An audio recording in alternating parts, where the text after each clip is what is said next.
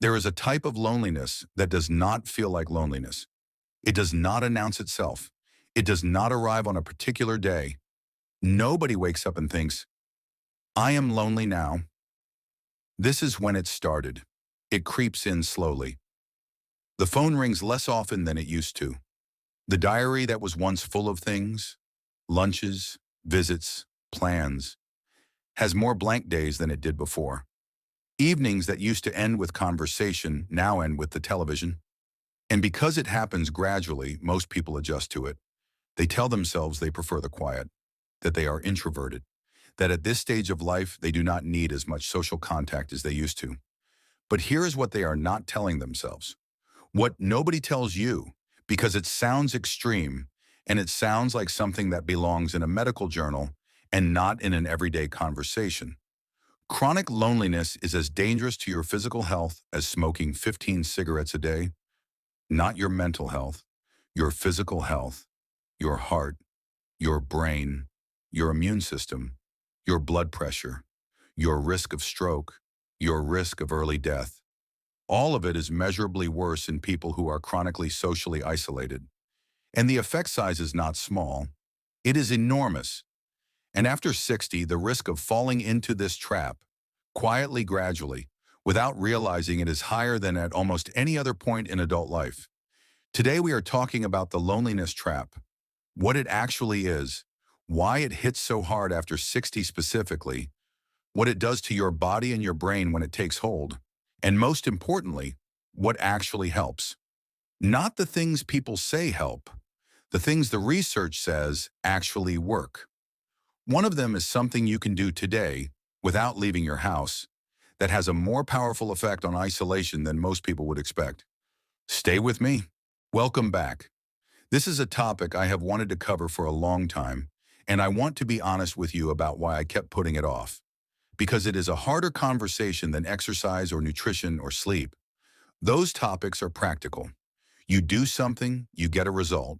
You can measure it. Loneliness is different. It touches something more personal. It carries a kind of shame that other health topics do not. As if feeling lonely after 60 means you did something wrong, or that your life did not turn out the way it should have. I want to say clearly, right at the start, none of that is true. Loneliness after 60 is not a personal failure. It is not a reflection of your worth or your likability or the life you lived.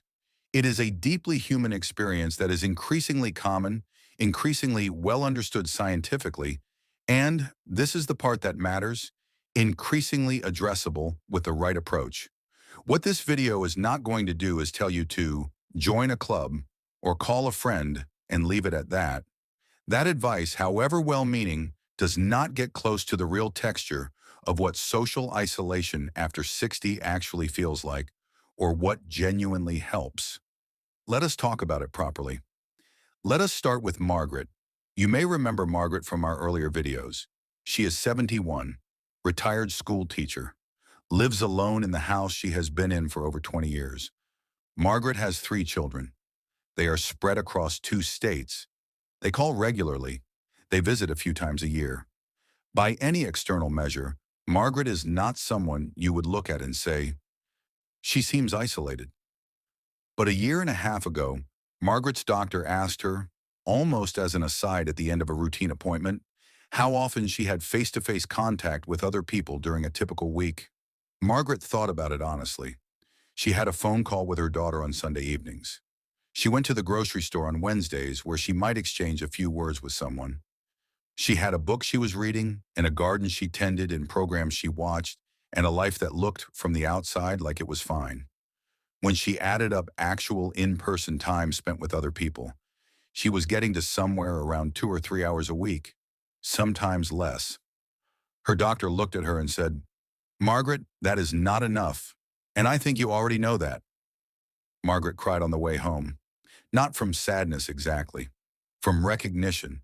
She had been telling herself she was fine, that she liked the quiet, that this was just what life looked like at 71. She had been in the loneliness trap for almost 2 years without naming it. What her doctor told her next is what we are going to cover today. What the loneliness trap actually is. Loneliness is not the same as being alone. This distinction matters enormously, and it is the one most people miss. You can be alone and feel completely fine, content, rested, at peace. Many people genuinely need and enjoy significant amounts of solitary time, and that is completely healthy. Loneliness is what happens when the social connection you have is less than the social connection you need. It is the gap between what you want and what you have, and that gap is entirely subjective. It looks different for every person. Some people can be surrounded by acquaintances and still feel profoundly lonely. Others can see one close friend once a week and feel completely socially nourished. What matters is not the number of hours you spend with people. It is the quality of the connection. Whether you feel genuinely seen, known, and cared for by at least some of the people in your life. Now, here is why 60 is such a pivotal moment for this. Before 60, most people's social lives are scaffolded by structures they did not consciously build. Work, the school community around your children, shared activities with a partner, neighborhood connections built around shared life stages. These structures create regular, automatic social contact without requiring you to deliberately seek it out. After 60, almost all of that scaffolding comes down at once. Retirement removes the daily social world of work, often the richest source of adult connection, even for people who did not think of their colleagues as particularly close friends. Children grow up and build their own lives. The school community disappears. Friends move away or, increasingly, die. A partner may become ill or pass away. Mobility may reduce. Driving may become more difficult. The structures that used to create connection automatically are simply gone, and replacing them requires deliberate effort in a way that never used to be necessary. This is not a personal failing.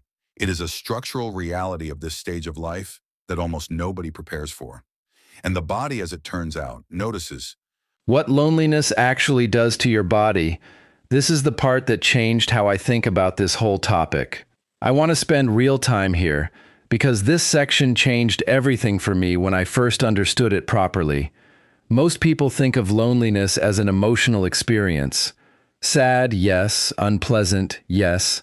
Something to address for quality of life reasons. That is true. But it does not go anywhere near far enough.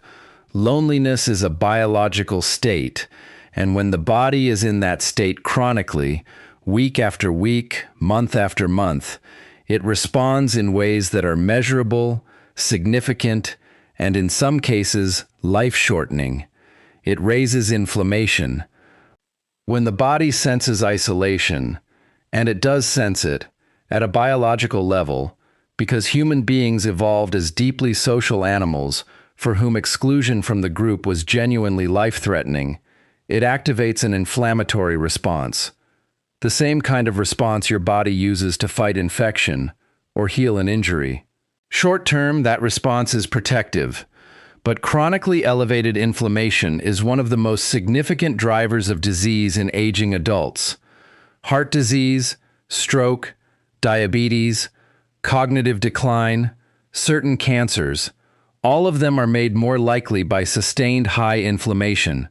And sustained loneliness sustains that inflammation. Researchers at UCLA found that lonely people showed measurably different gene expression profiles than non-lonely people. Specifically, the genes regulating inflammation were upregulated, while the genes regulating antiviral response were downregulated. Their bodies were simultaneously more inflamed and less capable of fighting viruses. It raises blood pressure. Study after study has found that chronic loneliness is associated with significantly elevated blood pressure. In some research, the effect is comparable to being obese or physically inactive. For seniors, elevated blood pressure is already one of the most significant risk factors for stroke and heart disease. Loneliness makes it worse. It impairs sleep. Lonely people sleep more lightly and wake more frequently than socially connected people, even when the total hours of sleep are similar. This matters because sleep, as we covered in our sleep video, is when the brain clears out toxic waste products, repairs itself, and consolidates memory. Poor sleep quality from loneliness creates a downstream effect on brain health, energy, and mood that compounds over time. It accelerates cognitive decline. This one is perhaps the most striking finding of the last decade of loneliness research. Social isolation is now understood to be one of the strongest modifiable risk factors for dementia. Some estimates suggest it accounts for as much as 10% of dementia cases. The mechanisms are several: reduced cognitive stimulation, disrupted sleep, elevated cortisol, and the simple fact that conversation is one of the most complex and demanding mental activities the brain performs regularly. When that activity disappears from daily life, the cognitive exercise disappears with it. And then there is the statistic I mentioned in the hook. A meta-analysis conducted by researcher Julianne Holt-Lundstad, one of the most comprehensive studies on social connection and health ever conducted, found that social isolation increases the risk of early death by approximately 26%. Another analysis by the same team found that loneliness increases mortality risk by 26% and social isolation by 29%. To contextualize what that means, the researchers compared it to well-established health risks. The effect of loneliness on mortality was comparable to smoking 15 cigarettes a day and exceeded the effect of obesity, physical inactivity, and excessive alcohol consumption. 15 cigarettes a day. Margaret's doctor was not exaggerating. He was describing a genuine medical situation. Why most of the standard advice misses the point. Join a club, call a friend, get out more. I want to talk about why the usual advice, the advice Margaret had already heard and tried, often does not work, or at least does not go far enough. Join a club, volunteer, take a class, call a friend, go to church, get out more.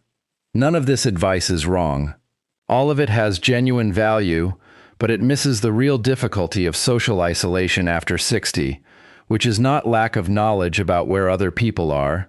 It is the much harder problem of relearning how to build meaningful connections from scratch, at a stage of life when most people have not had to do that since their 20s. Making friends as an adult, real friends, not just acquaintances, is one of the hardest social tasks humans face.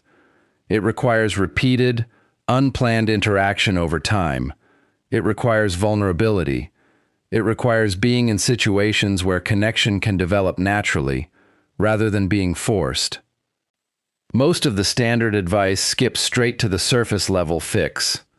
Go where other people are, without addressing the deeper difficulty, that being in a room with other people is not the same as connection, and that loneliness often persists even when a person's social calendar looks reasonably full. Margaret went to a book club twice. She did not particularly connect with anyone there. She left feeling, if anything, lonelier than before, because she had been surrounded by people and still felt entirely invisible. What she needed was not more social activities. She needed to understand how adult friendship actually forms after 60, and what the research says about what specifically creates the sense of genuine connection. That is what we are getting into now. We have covered what loneliness is, why it hits so hard after 60, and what it does to your body when it takes hold. But I want to be honest with you about something.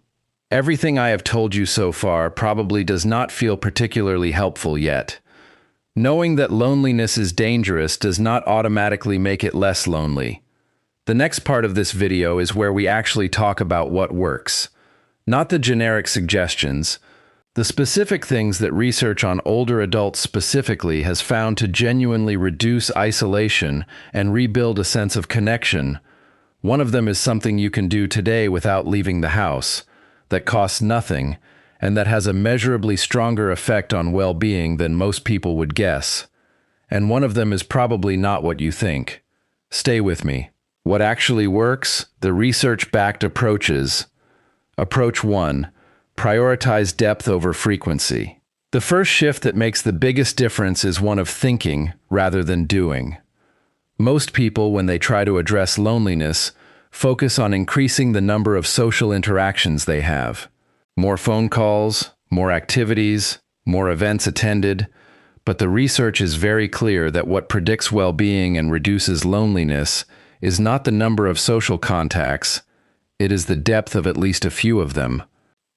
One genuinely close relationship where you feel known, seen, and cared for does more for your health and your sense of connection than 15 surface-level acquaintances. The body does not care how many people said hello to you this week. It cares whether anyone really talked to you. This means that the most valuable thing most seniors can do is not to go to more events, but to invest more deeply in the connections that already exist, and to be willing to be slightly more vulnerable in those connections than feels entirely comfortable. This is harder than it sounds. Many people of this generation were raised in environments where emotional openness was not particularly encouraged. Asking a friend directly whether they would like to meet more often, or telling a child how much you actually miss them, feels exposing. It feels like admitting a need. But here is the thing. Almost always, the other person feels it too. Most people are waiting for someone else to go first. Approach 2. Create regular, repeated contact with the same people. Here is what research on adult friendship consistently finds. Friendship does not form in one meaningful conversation. It forms through repeated, low-stakes contact with the same people over time. The psychologist Robin Dunbar, who has spent decades studying human social bonds, found that people who regularly spend in-person time with close friends maintain significantly better health outcomes than those who see them infrequently, even if the quality of the individual visits is similar. What this means practically is that regularity matters more than the event itself. A standing Tuesday morning coffee with one person, a weekly walk with a neighbor, a regular Sunday call with a sibling that both sides protect and keep. These small, repeated touchpoints do something that a big gathering once every few months cannot. They create the ongoing sense of being a consistent part of someone else's life.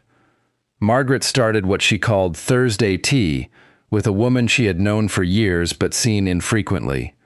They did nothing remarkable. They had tea and talked. Same time every Thursday. Within 6 weeks, Margaret told her doctor she felt less isolated than she had in 2 years. Not because of anything profound, just because Thursday was reliable. Approach 3. Contribute something.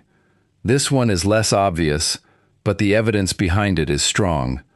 A consistent finding across multiple studies on senior well-being and loneliness is that people who regularly contribute to something beyond themselves through volunteering, mentoring, helping a neighbor, being involved in a community or religious organization, report significantly lower rates of loneliness than those who do not, even when their overall level of social contact is similar.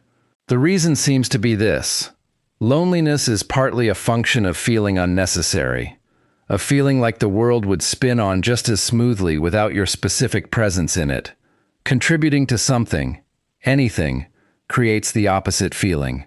The sense that you are needed, that your presence matters, that something would be slightly less if you were not there. This does not have to be organized volunteering, though that works extremely well for many people. It can be as simple as being the person who checks in on an elderly neighbor, being the one who remembers birthdays, teaching a grandchild something you know, baking something for someone. Small, regular acts of giving create a sense of purpose and connection that receiving kindness simply does not replicate. Approach 4. The unexpected power of weak ties. Here is the one that surprises almost everyone who hears it. Sociologists call them weak ties. The brief, pleasant exchanges you have with people you do not know well. The barista who knows your order. The person you walk past every morning and always say good morning to.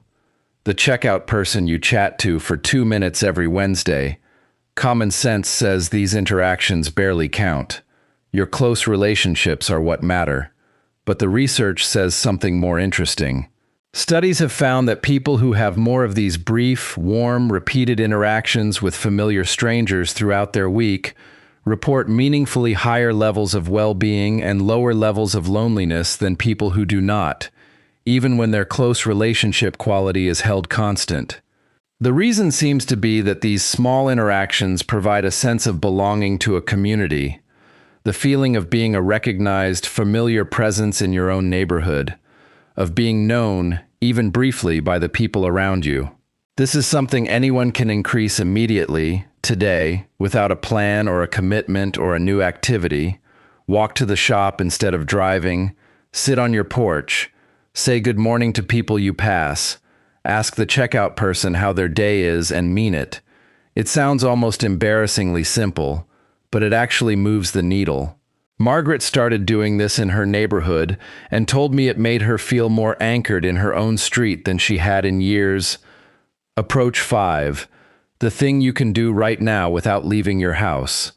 I promised you this one on the hook. Here it is. Write a letter, not a text, not an email, a handwritten letter, or if that is difficult, a card, to someone you have been thinking about but not reaching out to.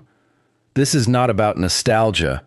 There is a body of research on what happens in the brain when we express genuine feelings of appreciation and connection to other people, even in writing, even if we are uncertain how it will be received. The act of writing, articulating why someone matters to you, what you remember about them, why you thought of them, activates the same neural pathways as the positive social interaction itself. It reduces cortisol.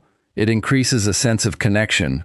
It makes the writer feel less alone even before the recipient has read a single word.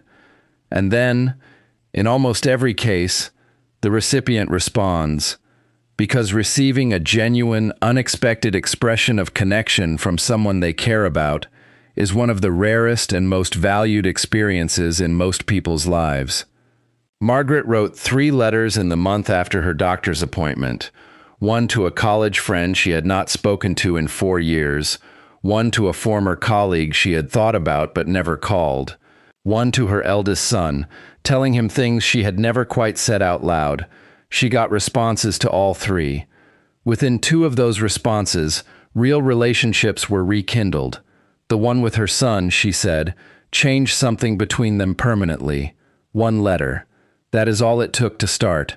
What to do if grief is part of this? I need to spend a few minutes here because for many seniors watching this, the loneliness they are experiencing is not simply a social scheduling problem. It is tied to loss, the death of a spouse, the death of a close friend, the loss of a social world built around a partner who is no longer there. These losses create a particular kind of loneliness that is genuinely different from general social isolation. It is grief-shaped loneliness, and it does not respond to the same approaches in the same way. If you are in this place, please hear this. The advice about building new connections and writing letters is not wrong, and it will help over time. But grief has its own timeline, and trying to rush past it into a rebuilt social life often makes it worse, not better. The most important thing in this situation is to let grief be named as grief, not managed as a scheduling problem. Talking to a grief counselor, attending a bereavement support group, or even just finding one person who will sit with you in the loss, rather than trying to fix it. These are not signs of weakness. They are signs of taking your own experience seriously. ARP and most local hospitals and senior centers have grief support resources. If this is where you are right now, please look for them. You do not have to figure this out alone. The technology question. A lot of seniors find themselves in a complicated relationship with technology when it comes to connection. Video calls with grandchildren, Facebook groups, online communities. These things are genuinely better than nothing. And in some situations, particularly for people with limited mobility or who live in rural areas far from family and friends, they are genuinely valuable. But the research on technology and loneliness is nuanced in a way that is worth understanding. Video calls and social media do not produce the same physiological effects as in-person contact. The body knows the difference. There are components of in-person interaction, eye contact at the right distance, the sense of being in the same physical space as another person, the subtle cues that humans have read in each other for hundreds of thousands of years that a screen cannot fully replicate. This does not mean technology is useless for connection. It means it is most useful as a bridge, as a way to maintain relationships between in-person meetings, as a way to stay in contact with family members who live far away, as a supplement rather than a replacement. If video calls with your grandchildren are all you have, enjoy them and treasure them. But also make an effort to build real, in-person relationships with people who live nearby. The in-person version, imperfect, sometimes awkward, requiring getting dressed and going somewhere, is what the body needs. Talking to someone you love about this section is for the people watching who are not the ones experiencing this. The adult children, the concerned spouses, the friends who have noticed something shifting in someone they care about. Bringing up loneliness with a parent or a loved one is genuinely difficult. Nobody wants to be the one to say, "I think you are isolated." It feels condescending. It feels like you are suggesting they cannot handle their own life. Here is how to do it without it feeling that way. Do not ask whether they are lonely. Most people will say they are fine, and not because they are lying, but because admitting loneliness, even to themselves, is hard, and a direct question puts them on the defensive. Instead, talk about yourself. Tell them you have been thinking about making more time for connection in your own life. Tell them you read something about how important social contact is for health as people get older, and then ask if they would like to do something with you. Specifically, concretely, on a specific day. Not, "We should get together more." A specific invitation, and then make it regular. Whatever you agree to, a monthly lunch, a weekly call, a biannual visit, put it in the calendar and protect it like the medical appointment it essentially is. Margaret's daughter did this. She started calling on Thursday evenings without waiting to be called. Just, "Hi, Mum, I am calling because Thursdays are our thing now." Simple as that. Margaret said it was one of the best things her daughter has ever done for her. Not because of what was said in those calls, because they were there, reliable, every week without negotiation. Let us bring it together simply. What loneliness actually is: a gap between the connection you have and the connection you need.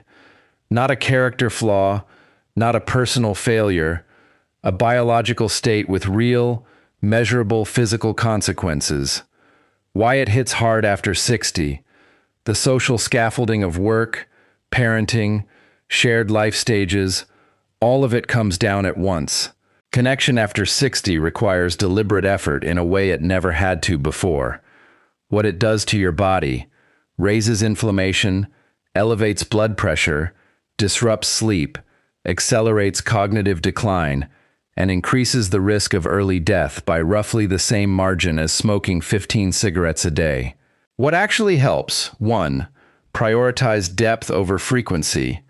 A few genuine connections matter more than many surface ones. 2.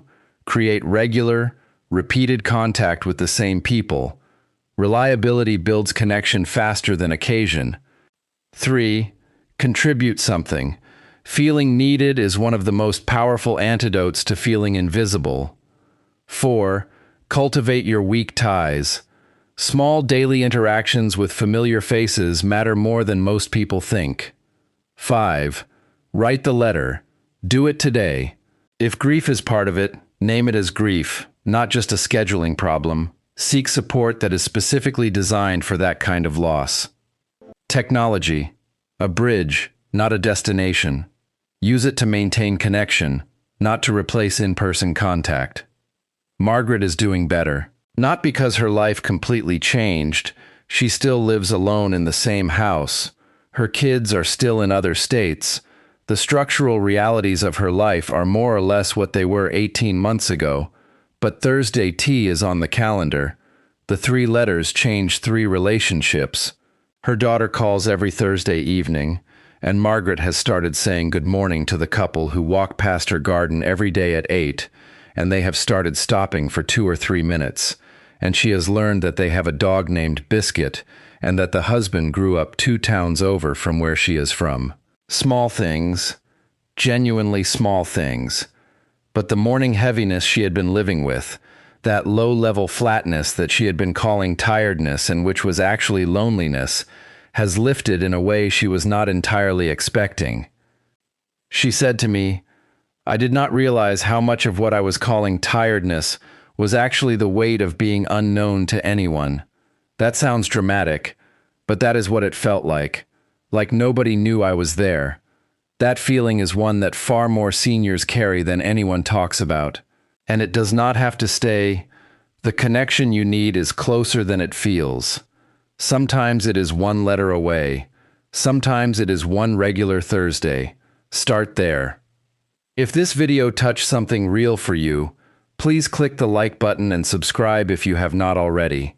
We talk about these things honestly every week on this channel, and this kind of content only reaches the people who need it when enough people say it mattered. I would really love to hear from you in the comments on this one. Not just the usual, but genuinely, is this something you have experienced? Have you found something that helped? Your experience might be exactly what someone else watching this needs to hear, and if someone you love is in this place right now, please share this video. Not with a message about how worried you are, just share it. Let them watch it and draw their own conclusions. Sometimes that is enough to start the conversation. Coming up next, we are talking about the art of letting go after 65. The things, the habits, the pressures, and the mental weight that are worth releasing at this stage of life. It is a different kind of video for this channel, and I think it might be one of the most meaningful ones we have done. Until then, write the letter. I mean it. Take care of yourself. See you next week.